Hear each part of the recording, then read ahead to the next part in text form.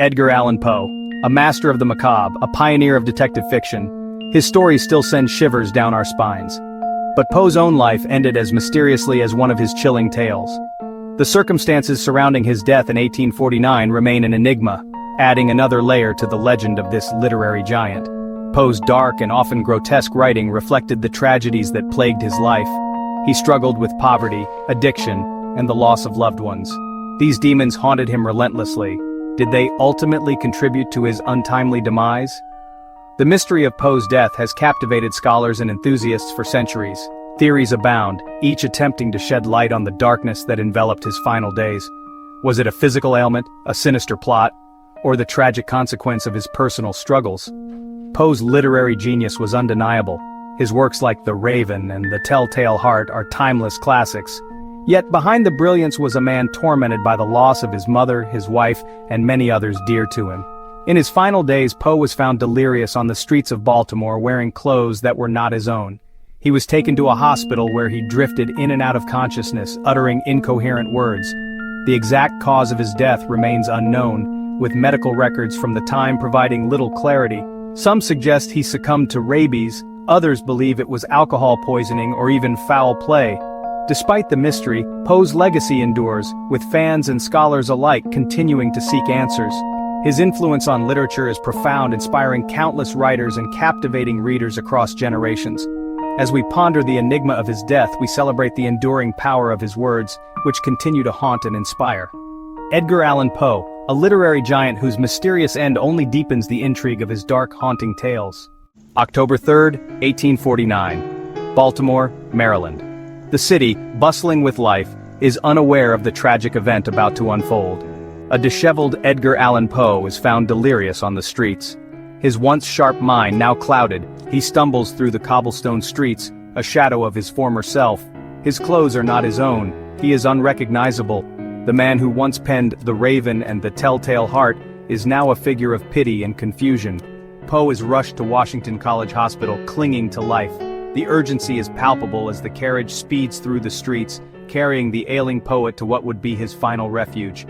For 4 agonizing days, Poe drifts in and out of consciousness. His mind, once a wellspring of dark creativity, now battles an unknown torment. He experiences hallucinations and fits of delirium. His condition fluctuates wildly. At times he is calm, almost lucid, but these moments are fleeting. Doctors struggle to understand what ails him. They consult their medical texts, but the answers elude them.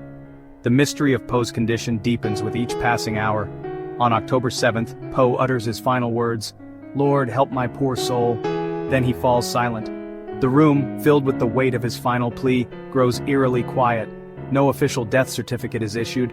The lack of documentation only adds to the enigma surrounding his death. The initial cause of death is listed simply as phrenitis. This term, vague and non-specific, offers little insight into the true cause of his demise. This vague term, often used to describe brain inflammation, does little to shed light on the true nature of Poe's demise. The medical community is left with more questions than answers. The lack of concrete medical records only deepens the mystery. To this day, the circumstances surrounding Edgar Allan Poe's final days remain shrouded in uncertainty, a fittingly enigmatic end for the master of macabre. One prevailing theory points to alcoholism as the culprit in Poe's death. This theory has been widely discussed and debated among historians and literary scholars alike. The idea that Poe's tragic end was a result of his excessive drinking habits is both compelling and tragic, given his well-documented struggles with alcohol throughout his life. Joseph E. Snodgrass, a staunch advocate for temperance, championed this view. Snodgrass was not just a casual observer, he was a close acquaintance of Poe and had first-hand knowledge of his drinking habits. His fervent belief in temperance colored his perspective, leading him to attribute Poe's demise to alcohol. He claimed Poe's erratic behavior and declining health were the hallmarks of alcohol withdrawal. Snodgrass described Poe's symptoms in detail, noting the tremors, hallucinations, and severe agitation that often accompany withdrawal. These observations seemed to fit the narrative of a man whose body was ravaged by years of alcohol abuse. Indeed, Poe's struggles with alcohol were no secret. Contemporary accounts and newspaper articles frequently mentioned his bouts of heavy drinking. Friends and colleagues often spoke of his inability to moderate his consumption, which led to numerous public incidents and personal tragedies. He had a reputation for excessive drinking, which fueled his dark imagination but also wreaked havoc on his life. Poe's literary genius was often overshadowed by his personal demons, and his stories of horror and madness seemed to mirror his own internal struggles. Could this lifelong battle with the bottle have finally claimed him? However, doubts linger. While the theory of alcohol-induced death is plausible, it is not without its contradictions and unanswered questions. Dr. John Joseph Moran, Poe's attending physician, provided conflicting accounts of his condition. Moran's statements varied over time, sometimes suggesting that Poe was not intoxicated when he was brought to the hospital. Moran initially claimed Poe showed no signs of intoxication upon his arrival at the hospital. This assertion complicates the narrative, as it contradicts the idea that Poe was suffering from alcohol withdrawal at the time of his death. This inconsistency casts a shadow of doubt on the alcohol withdrawal theory. The true cause of Poe's death remains shrouded in mystery, with various accounts and theories offering different explanations. As we delve deeper into the circumstances surrounding his final days, the enigma of Edgar Allan Poe's demise continues to captivate and perplex.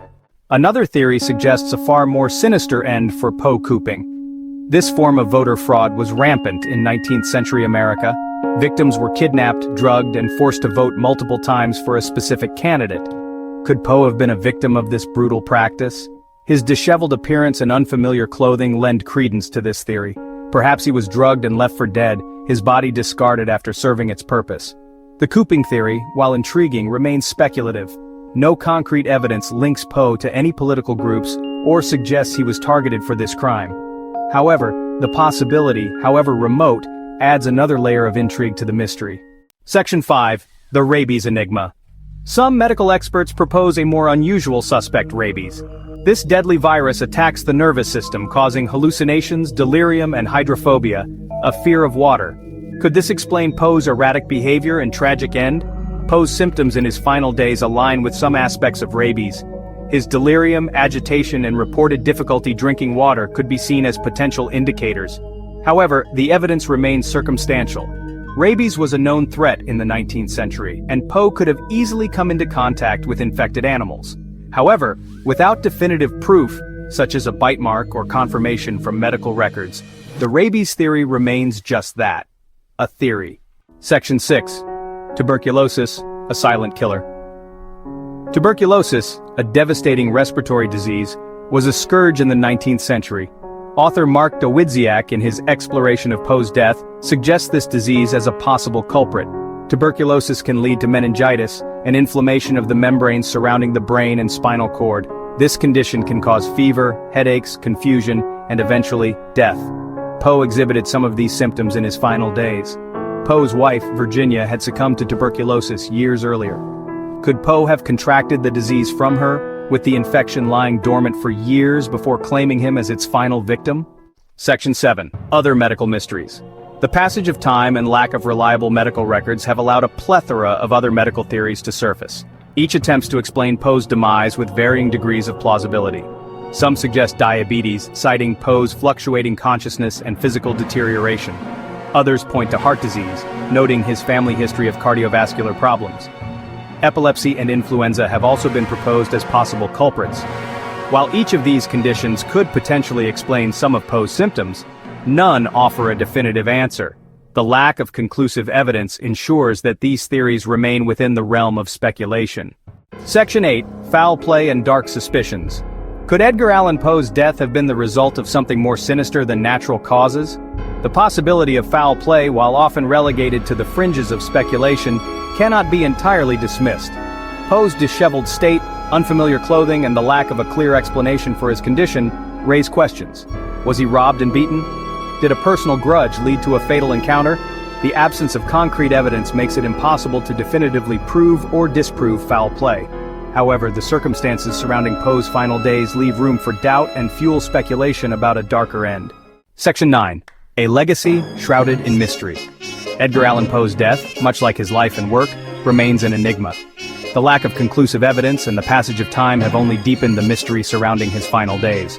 Was it alcohol, disease, a cruel twist of fate, or something more sinister? We may never know for sure. The answer, it seems, lies buried with Poe himself. But perhaps this enduring mystery is a fitting end for the master of the macabre. It adds another layer to his legend, ensuring that Edgar Allan Poe, both in life and in death, continues to fascinate and haunt us with the unknown.